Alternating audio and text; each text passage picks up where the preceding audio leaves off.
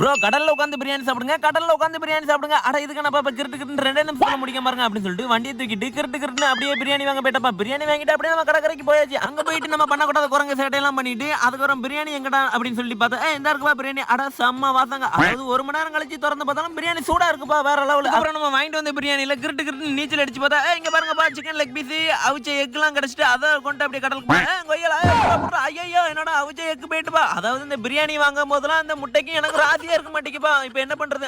என்னோட முட்டை எனக்கு வேணும், என்னோட முட்டை எனக்கு வேணும் அப்படின்னு சொல்லிட்டு ரொம்பவே அடம் பிடிக்க ஆரம்பிச்சிட்டான்பா. நம்ம மாப்பிள வந்து தலையில அடிச்சுட்டு எரும மாடு வயசாகுது இத்தனை கொண்டு முட்டைக்கே அழுகுற அப்படின்னு சொல்லிட்டான். வந்த கோவத்துக்கு ஜான் மைக்கேல் கிக் ஒன்று கொடுத்துட்டப்பா. அதுக்கப்புறம் பாத்தீங்கன்னா பாகுபலி பவரை யூஸ் பண்ணி எப்படியே கடலுக்குள்ள பிரியாணி கொண்டு போயிட்டான். அதுக்கப்புறம் நான் எடுத்து சாப்பிட்ற கைப்பில அப்படின்னு சொல்லிட்டு சாப்பிட்டா அட வேற லெவலுங்க. ஆனா பிரியாணி சாப்பிட முடியல, ஏன்னா கீழெல்லாம் மீன் சுத்து போடுதுப்பா. கடிக்க கூடாத இடத்துல கடிக்குது அப்படின்னா பாத்துக்கங்களா. அதுக்கப்புறம் பாத்தீங்கன்னா இந்த வீடியோக்கு 100K லைக் வந்துருந்துச்சுன்னா அந்த ராஜ்மைண்ட் வயசு நாடு கடல்ல போய் பிரியாணி சாப்பிடுறாப்பா. இது யாராலையும் தடுக்க முடியாது, நம்ம கேமராமேன் மேல சத்தியம். அதுக்கப்புறம் அவ்வளவுதான் சாப்பிட்டு